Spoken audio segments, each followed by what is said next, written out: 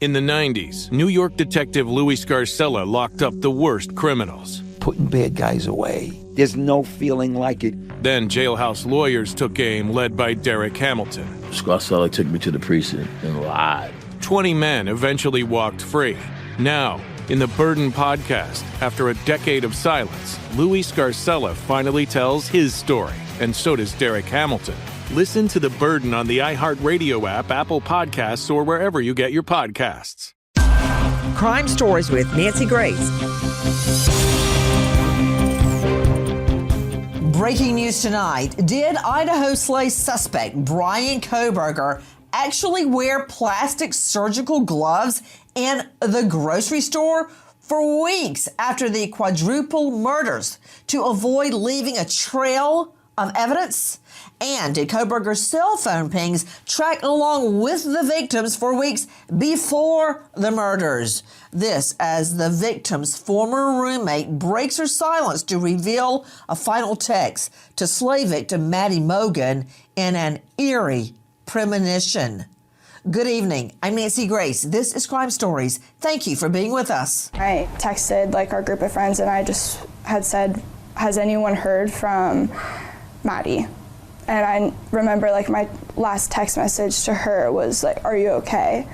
And I feel right then and there I kind of just knew that something was wrong. That emotional sound of the former roommate from our friends at KXLY. You were hearing Ashlyn Couch as she desperately tried to reach Maddie Mogen, having no idea what had happened. Again, thank you for being with us. A lot happening in the BRYAN KOHBERGER case. Joining me an all-star panel to make sense of what we know right now. But first, listen to this. Ashlyn Couch transferred her lease at 1122 King Road to Xander Kernodle just 6 months before Kernodle, Ethan Chapin, Madison Mogen, and Kaylee Gonzalez were slain in the home. Couch remembers getting an alert from the university and immediately reaching out to friends still in Moscow. Couch's last text to Mogen before learning of her death was, "Are you okay?" Couch followed up in a group chat with friends. Has anyone heard from Maddie?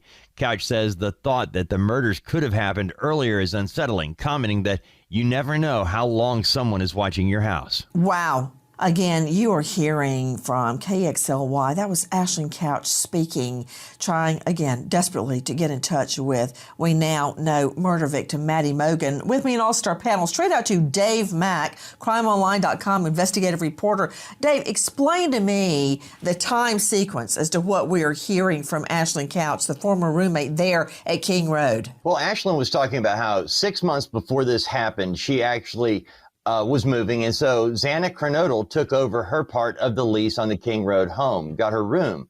But Ashlyn was still in contact with her friends from there. And so during that time period when the murders happened, an alert from the college went out and said, we've had a homicide near campus. And immediately, Ashlyn Couch thought of her friends in the King Road house. That's why she was reaching out right away. Guys, this young girl, Ashlyn Couch, now speaking, will she be a witness? What can she tell us? Anything about the King Road address at all? And, to Chris McDonough, director of the Cold Case Foundation, former homicide detective with over 300 homicides under his belt and host of the popular YouTube channel, The Interview Room. Chris McDonough, the issue here as far as Ashlyn Couch goes, the fact that she had a premonition, that's probably not going to be admissible at trial. The fact that she tried desperately to reach anybody at the King Road address, specifically trying to find out what was happening with Maddie Mogen when Maddie would not respond, that may not come into evidence. However, her knowledge of the home, and I found it very curious what she said when she said, you never know how long somebody has been watching your house. Yeah, Nancy, that statement in of itself is fascinating. I mean, the fact that she has a premonition as well, post the homicides here, that, she's thinking when I was there, could somebody have been watching me? And or obviously her roommates there. So that in itself, I think the authorities, need to dig into that if they haven't already. That's pretty telling. Hand in hand with what you were talking about is potential evidence, and we saw it in the Alex Murdaugh trial, where Murdaugh's phone was traveling along with his wife, Maggie Murdaugh, before her phone was thrown unceremoniously out of his vehicle the night of the murders. Now, reports that we're going to hear evidence that his phone, Bryan Koberger, was spotted in cell phone pings in and around where the victims were in the weeks leading up to the murders. To Mark Tate joining me, high-profile lawyer out of Savannah, partner with the Tate Law Group. Mark, thank you for being with us. It's my pleasure. I know that it has been stated over and over now, contrary to what was first put out there by some of the victims' family members, that Koberger did not specifically stalk any of the victims. But what do you make about that potential evidence that where they went on several occasions, his cell phone would ping as well? You think that's just a coincidence, Mark Tate? Well, it may be. Remember, he went to school just 8 miles away. And if I was defending this case, I would say, if you're going to use cell phone pings to prosecute him, then you have to look into the fact that he has put forth an acceptably under Idaho law that he has an alibi, which is he has to state a specific place where he was and the witnesses who will put him there. The witnesses here are the cell phone pings. So the problem that we have here is that the prosecution's going to use cell phone pings to put him stalking these victims. Then they're going to have to deal with the fact that he says those same pings put him in the woods stargazing or whatever thing it is he's going to claim he's doing. And so I think that the cell phone pings may be helpful to, and interestingly so, to both sides, because remember, the defendants here, the defense counsel, has a job to maintain that this man is innocent until proven guilty beyond a reasonable doubt. And they are fighting very hard. They have not made this easy for the prosecution. Mark Tate, when you're between a rock and a hard spot, do you just immediately regurgitate innocent till proven guilty? We all know that. Everybody watching this program right now is a legal eagle. They want to know the very latest in every single case. We all know he's presumed until proven innocent. And my question to you, which you very skillfully evaded, is if his cell phone is moving along where they go. If they go to this food truck, there's his cell phone. If they go to that restaurant, there he is again. I mean, isn't it true, Dave Mack, that at one bar he was actually asked to leave because he was making female patrons feel totally skeeved out by asking them questions such as, hey, what's your home address? Oh, yeah. He freaked out. He actually scared people or women in this bar to a point where they actually made a note on the tickets when he had been there previously. It wasn't just one time, Nancy. He had been to this bar several times. And each time it got progressively worse to where none of the women wanted to wait on him anymore. So, to you, Karen Stark joining us, and boy, do we need a shrink. Karen Stark joining us, a renowned TV radio trauma expert, psychologist, consultant. That's KarenStark.com, Karen with a C. Karen, I'm going to circle back to the pings potentially traveling along together. And Karen, I haven't even gotten to this dude wearing gloves to the grocery store. I don't mean gloves because it's cold outside. I mean surgeon gloves. Okay, to the grocery store, Karen Stark. This is not during COVID where people would, spray 409 on their canned goods before they touch them. This is now, the here and now. For weeks after the murders, this guy, Bryan Koberger, was wearing surgical gloves everywhere he went. I'll go back to that. But what do you make? And I'd like to hear the former roommate, one more time. This is Ashlyn Couch on a very emotional statement, and this is from our friends at KXLY. Listen. I texted our group of friends, and I just had said, has anyone heard from Maddie? And I remember my last text message to her was are you okay? And I feel right then and there I kind of just knew that something was wrong. Karen Stark, how many times have we heard that? where a victim's family member or friend would know instinctively that something was horribly wrong. And there's the whole issue of survivor's guilt. Karen Stark, if I had called her earlier, if I had asked her out that night, if we had been at what, you fill in the blank, if, and then fill in the blank. That's what a lot of the friends are going through. Of course they are, Nancy, because we all know what that's like when you think, if I had only been able to. And what's interesting, we all have, I'm pretty sure, that experience of you have a feeling, you have an instinct that something is wrong. And I know it happens to me. It used to happen with my mother all the time. It happens with my brother, my husband. Sometimes you are so connected to people that you just have a feeling that something is going on with them. I think it's even happened between the two of us. I've had that with you. You've had it with me.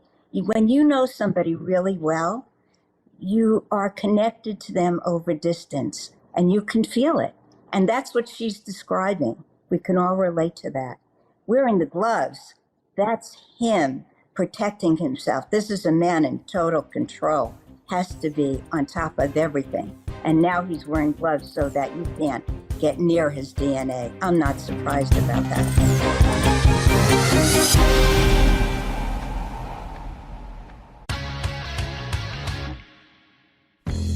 In the 1980s and 90s, New York City needed a tough cop like Detective Louis Scarcella. Putting bad guys away. There's no feeling like it in the world. He was the guy who made sure the worst killers were brought to justice. That's one version. This guy is a piece of shit. Derek Hamilton was put away for murder by Detective Scarcella. In prison, Derek turned himself into the best jailhouse lawyer of his generation. And the law was my girlfriend. This is my only way to freedom. Derek and other convicted murderers started a law firm behind bars. We never knew we had the same cop in the case. Scarcella. We gotta show that he's a corrupt cop. They can go f themselves. I'm Steve Fishman. And I'm Dax Devlin Ross. And this is The Burden. Listen to new episodes of The Burden on the iHeartRadio app, Apple Podcasts, or wherever you get your podcasts. And to hear episodes 1 week early and ad-free with exclusive bonus content, subscribe to True Crime Clubhouse on Apple Podcasts. Crime Stories with Nancy Grace. Joe Scott Morgan joining me, professor of forensics, Jacksonville State University, author of Blood Beneath My Feet on Amazon, and star of a hit series, Body Bags with Joe Scott Morgan. Joe Scott, thank you for being with us. I know in your line of business, having been to over 10,000 death scenes in your career, you have had many people say, I knew something was wrong. And it's one thing to embellish the facts as you look back retrospectively. But this young girl, Ashlyn Couch, was actually frantically trying to text all of her friends, trying to find out where is Maddie. Because, Joe Scott, you and I review a lot of evidence, it was atypical of Maddie not to respond. And that struck concern as the hours ticked by. It gives you pause, I think, when you're conducting an investigation, if someone deviates from their normal day-to-day routines, and particularly when you're talking about responding to friends that are considered to be within your intimate circle, that's something that would give an individual pause. But Nancy, I have another kind of chilling little side note about this. And this young lady, you know, she moved on from her lease. And do you know when she moved on from her lease and turned it over? It approximates almost the same exact time that Kohberger shows up in Washington. This goes back to, I think, probably June, May, perhaps. And that's another little chilling piece to this. Can you imagine now, retrospectively, that Ashlyn is sitting back and thinking about this, that, you know, almost one of those there but for the grace of God go I moments. And again, it adds another layer of horror to this, Nancy. You know, one thing I've really hated throughout this, Joe Scott Morgan, is the way that some of the victims have been portrayed as like party girls, tramps, staying out too late, drinking. That's not true. Yes, they were out that night. They were heading into the Thanksgiving weekend. They were not out any later than any other student would be on a party night. None of these girls have arrest histories, nothing like that. They're all making good grades. They're beloved by their family. And you know what, Joe Scott Morgan? As I always say, birds of a feather flock together. When I look at Ashlyn Couch and I hear her speak, that tells me not only who she is, but who her friends are. I mean, Joe Scott, I don't see you hanging out with the dope dealer down at the corner. Why? Because you have nothing in common. In college, in law school, people go, hey, did you go to that party Friday night? I'm like, no, I was studying. I got 2 jobs and I've got to get through law school and I got to pass the bar on the first try. That's not what I was doing.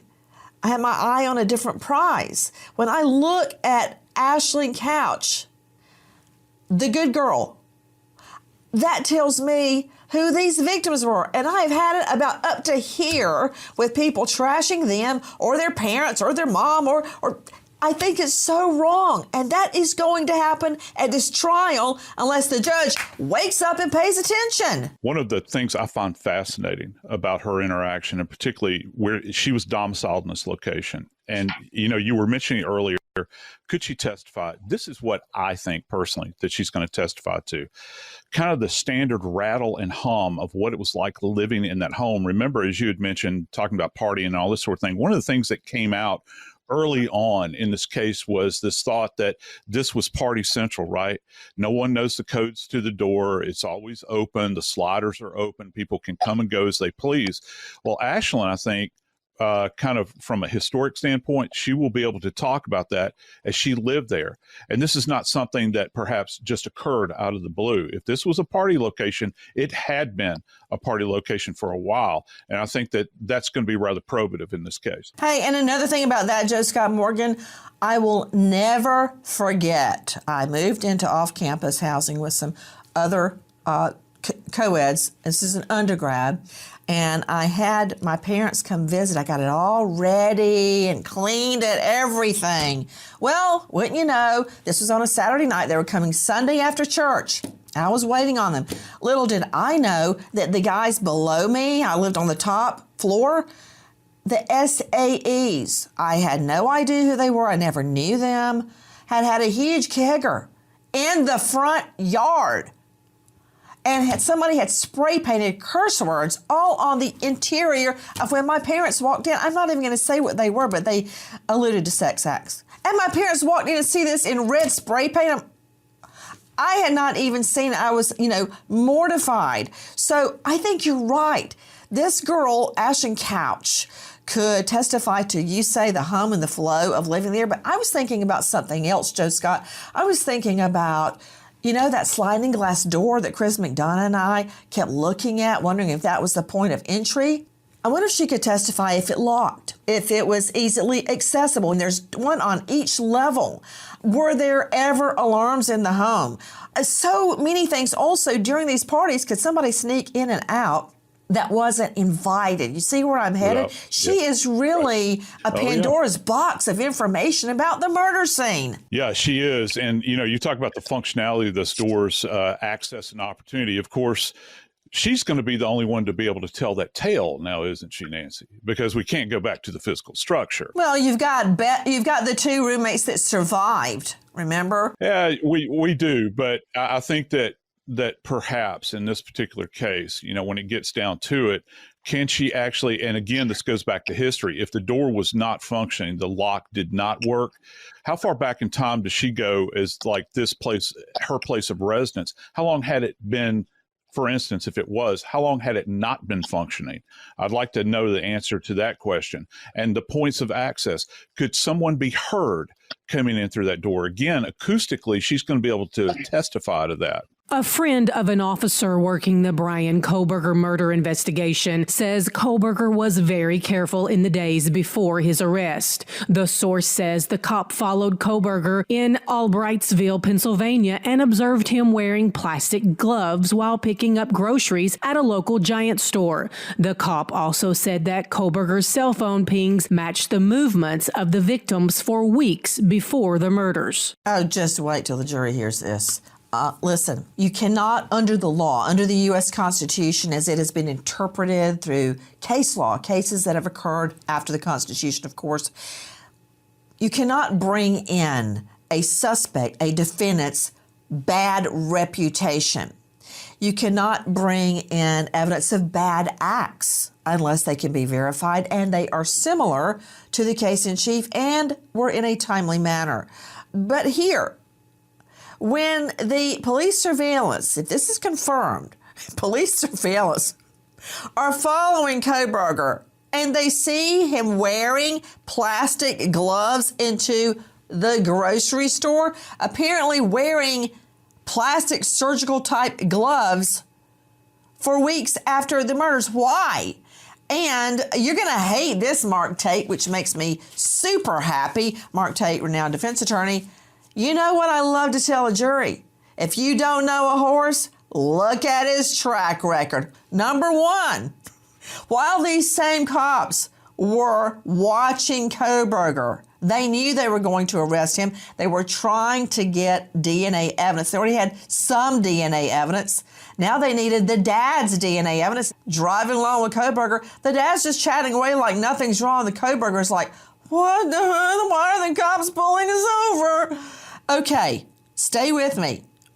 They're watching Kohlberger, and they see Kohlberger outside putting the family trash in the neighbor's trash cans, the dumpster, wearing gloves. Wait, not done yet. Yep. Not done yet.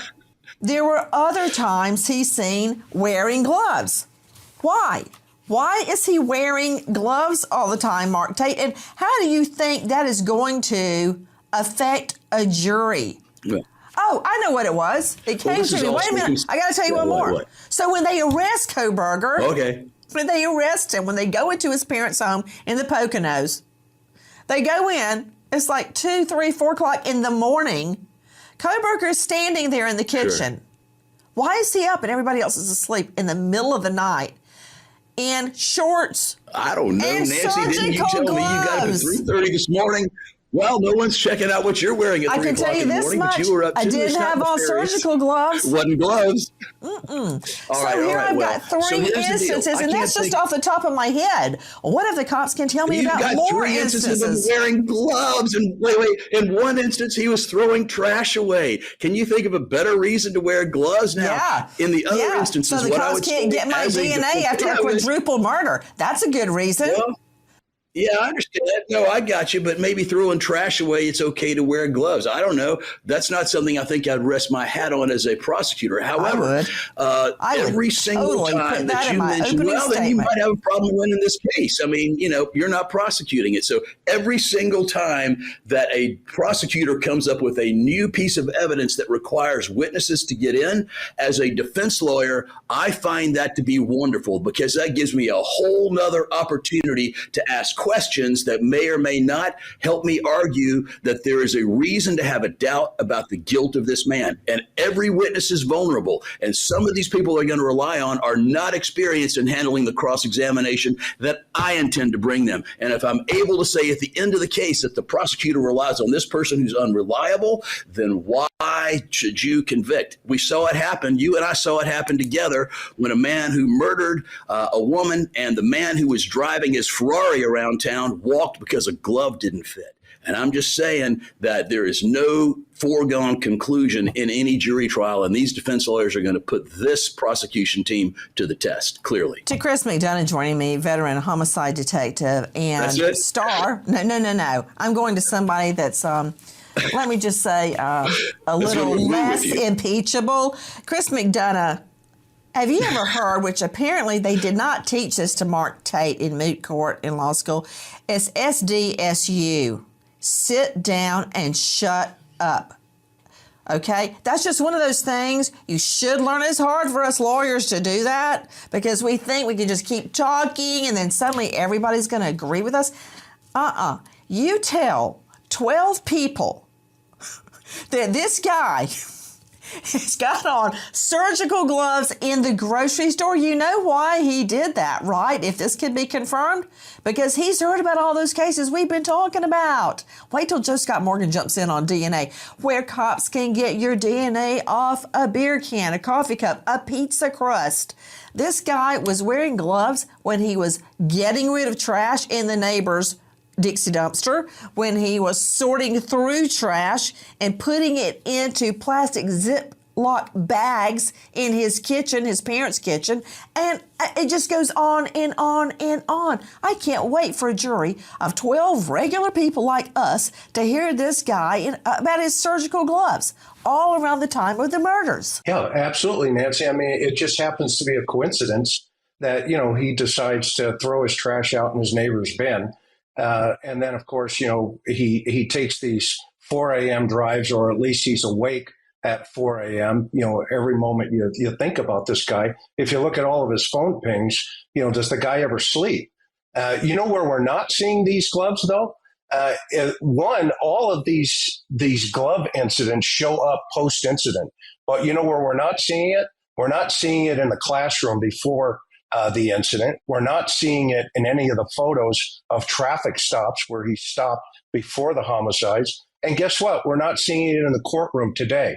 So I don't know what the deal is, that a jury wouldn't, say, why is this guy wearing gloves at 4 a.m.? And, good luck for the defense on trying to sell hold on. Let me throw this to our DNA expert, Joseph Scott Morgan, professor of forensics.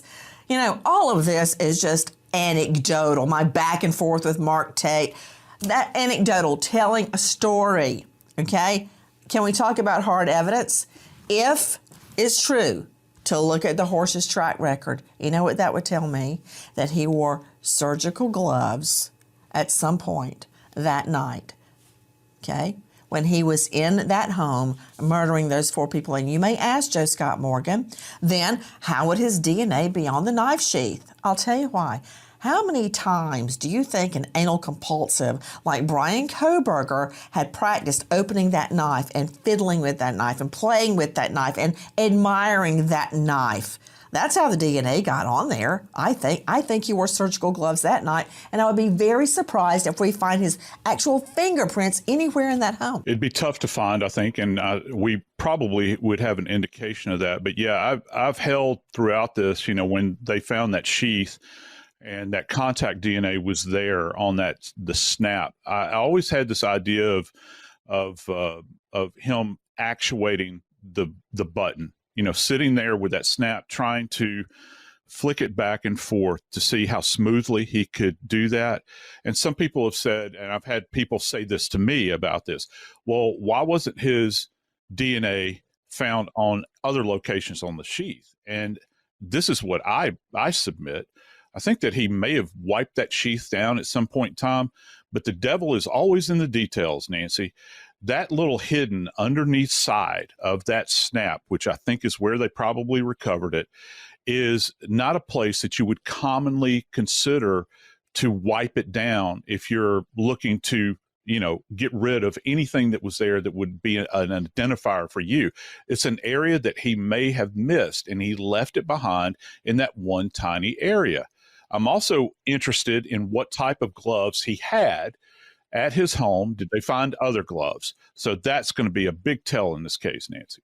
Part of the hearing on the 14th is to talk about the different parts of that video that we've received and how we need the whole context. This is the video that they say places this car near the residence. We've received little tiny pieces of that. And we think BRYAN's right to a fair trial means the public needs to know that they've withheld the audio from a great portion of that, and that it starts a long time before the little clip that we've received. Man, is she burying the lead. She's complaining about the audio not being attached to the video. Here's the bombshell.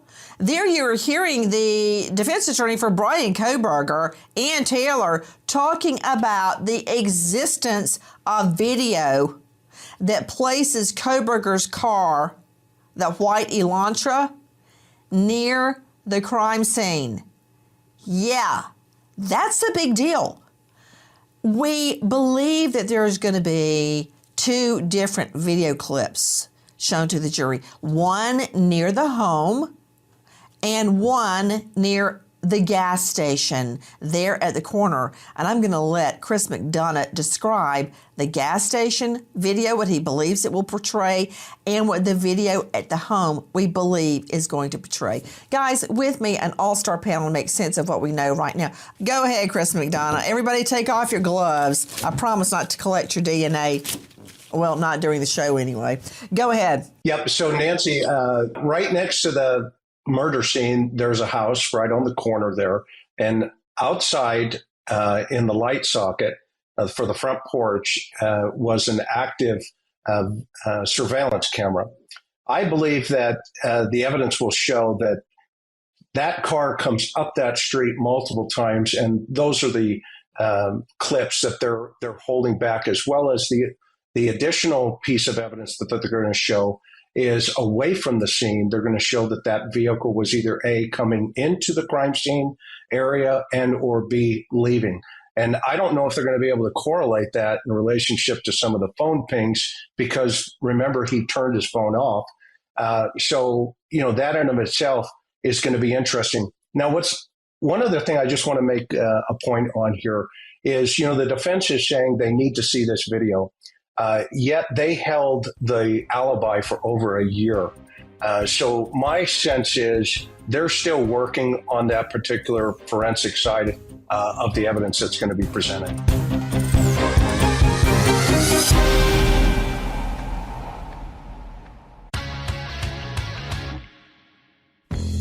In the 1980s and 90s, New York City needed a tough cop like Detective Louis Scarcella. Putting bad guys away. There's no feeling like it in the world. He was the guy who made sure the worst killers were brought to justice. That's one version. This guy is a piece of shit. Derek Hamilton was put away for murder by Detective Scarcella. In prison, Derek turned himself into the best jailhouse lawyer of his generation. And the Lord was my girlfriend. This is my only way to freedom. Derek and other convicted murderers started a law firm behind bars. We never knew we had the same cop in the case. Scarcella. We got to show that he's a corrupt cop. They can go themselves. I'm Steve Fishman. And I'm Dax Devlin Ross. And this is The Burden. Listen to new episodes of The Burden on the iHeartRadio app, Apple Podcasts, or wherever you get your podcasts. And to hear episodes 1 week early and ad-free with exclusive bonus content, subscribe to True Crime Clubhouse on Apple Podcasts. Crime Stories with Nancy Grace. To Joseph Scott Morgan, forensic expert and professor at Jacksonville State University, I was listening to every word she says, and she's saying that they've gotten tiny pieces of the car near the residence. You know what that tells me also? Tiny pieces of the car, and she wants it in context. That tells me there may be more than one surveillance video around the King Road murder scene that's catching the car. Do you remember the Fotis Dulos prosecution where missing Connecticut mama finds Jennifer Dulos went missing and there was a copious amount of blood, her blood, found in the garage? You couldn't survive the loss of that much blood, so we know she's dead. And then the police there in Connecticut put together, it was pretty incredible, let me just say, impressive, yeah. yes. A whole scene, a whole timeline via different video of what Fotis Dulos, the husband, now dead, was doing. You see him leaving. You see it pick up with a red light cam seeing him cutting through. You see him from a business cam, surveillance video going by. And all the time he's going straight to the car wash to get the car detailed, but yet still, and even replacing the back seat, which still had Jennifer's hair on it and blood, as I recall.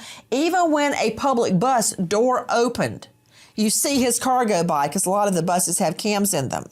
And they put together a collage to show his movements. That's what I'm hearing right here, is Ann Taylor is complaining about little tiny pieces of the video placing the car near the residence, according to police, and she doesn't like that, and she thinks that's not fair. But what it is different video cameras picking him up along the way. Did you decipher that?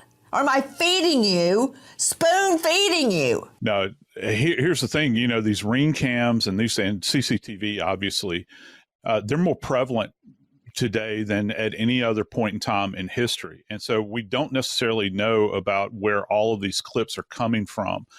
We do know the area that he was in, allegedly, this car moving back and forth, is going to be the most densely populated area in this geographic location. You know, you get out in these areas that are far flung. Remember the loop that they talk about, that where they were trying to collect images off of these gas station cams and wherever else the car may have passed. This is going to be the target rich area, though, around that residence at that point in time, because you never know. And you think about, just for instance, you think about one of these cars like a Tesla, for instance, that has an indwelling cam that can pick things up. Did they shake the bushes enough to collect enough of this data out there to piece this thing completely together? Apparently, she thinks they may have, Nancy. Mr. Kohberger has at least now stated that his alibi is he was out driving around that night. We knew that already. And if that's his alibi, so be it. What the defendant has still failed to do is to comply with Idaho Code 19-519 and Idaho Court Rule 12.1 that specifically requires a defendant to provide identified names of witnesses who will be called to support the alibi along with their addresses. Okay, the alibi was ripped apart by the prosecutor in the last hearing, and there's a very good reason for that. Just as the state has to hand over all of their witnesses and how to contact their witnesses for the defense to have the opportunity to interview them prior to trial, the defense has to do that too. So why is it that the only corroboration, Mark Tate, that Kohberger is bringing on is a set of cell phone pings? But there's nothing wrong with that. The prosecution has indicated they're going to rely on cell phone pings. And the law about alibi in Idaho is anytime after arraignment, you're allowed to tell the prosecutors rather, that you're going to rely on alibi and you have to disclose your witnesses. However, here, the witnesses are cell phone pings. Just like the prosecution's relying on cell phone pings, so is the defendant allowed to rely as well. Now, of course, that's going to be put in front of a jury, just like issues about whether he wore gloves and how strange that is. All of that will be admitted by witnesses, all of whom are subject to a sifting cross-examination. And so now the prosecution knows there's going to be an alibi defense, and when there is, it has to be supported by admissible evidence. And so with each witness comes the chance to demonstrate reasonable evidence to me. I got it. Hey, that's right. Liz, could you put... So that's what the defense lawyer has to do. That's what they have Mark to do. Tate a little bit of his own medicine. They have to hold the prosecution feet to the fire. Can you put up that graphic about the cell phone pings? You going to make me wear gloves?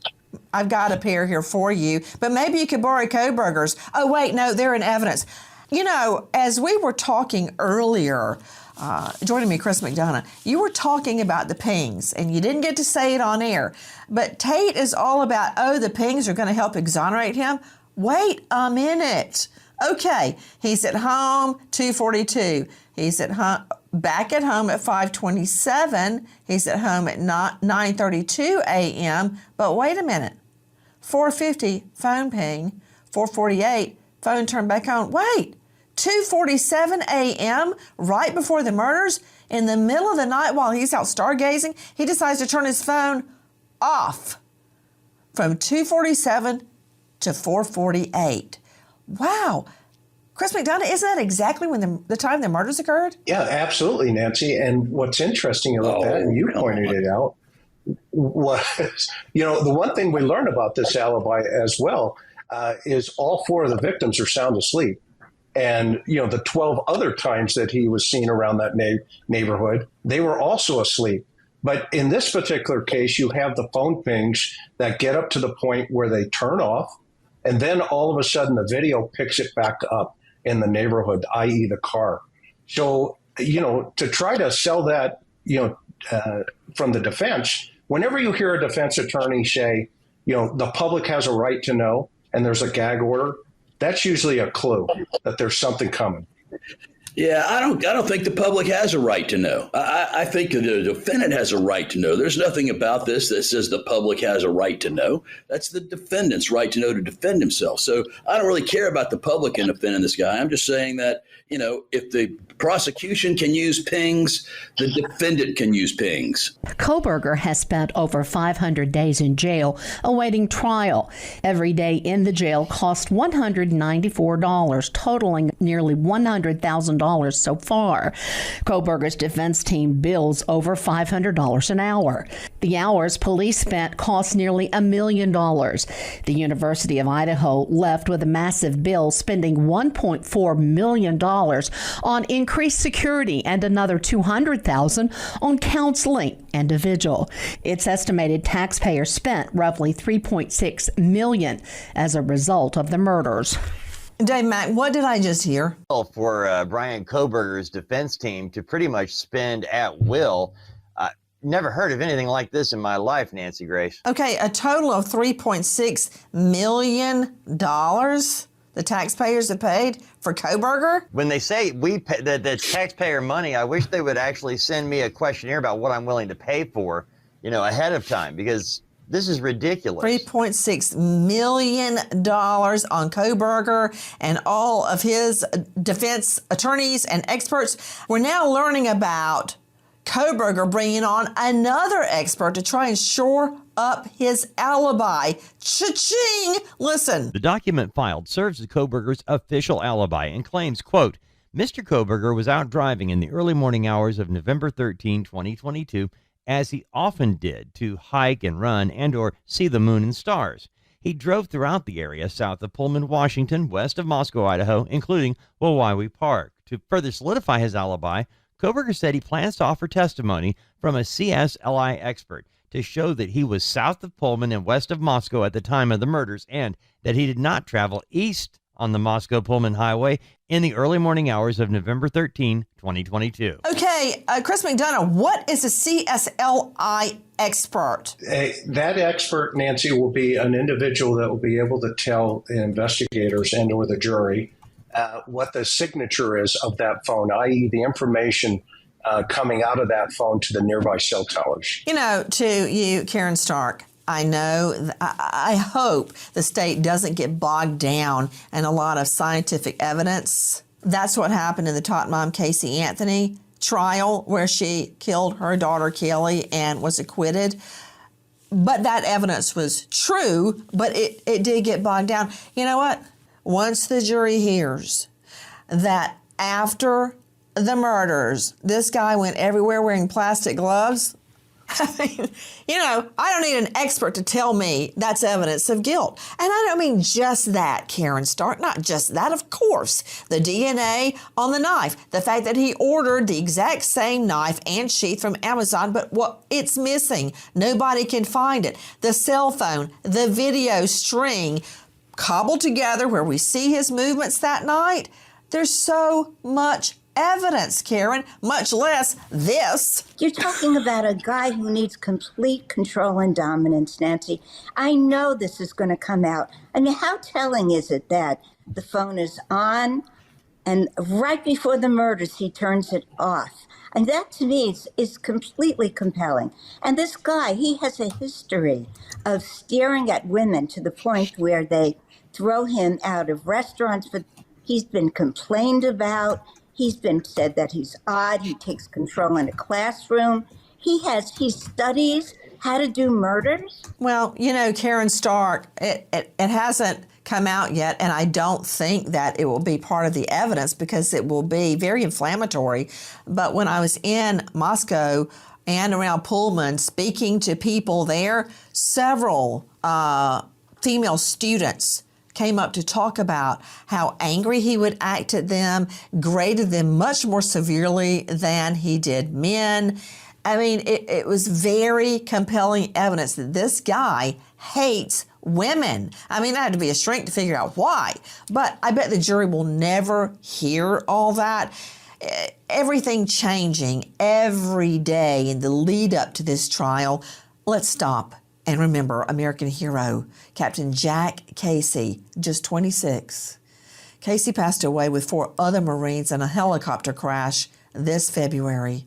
A U.S. Marine, he earned the National Defense Service Medal.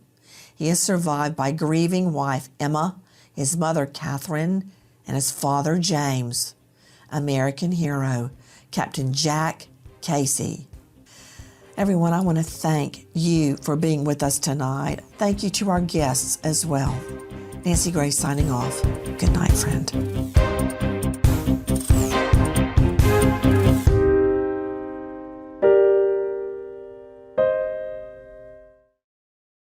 In the 90s, New York detective Louis Scarcella locked up the worst criminals. Putting bad guys away. There's no feeling like it. Then jailhouse lawyers took aim, led by Derek Hamilton. Scarcella took me to the precinct and lied. 20 men eventually walked free. Now, in the Burden podcast, after a decade of silence, Louis Scarcella finally tells his story, and so does Derek Hamilton. Listen to The Burden on the iHeartRadio app, Apple Podcasts, or wherever you get your podcasts.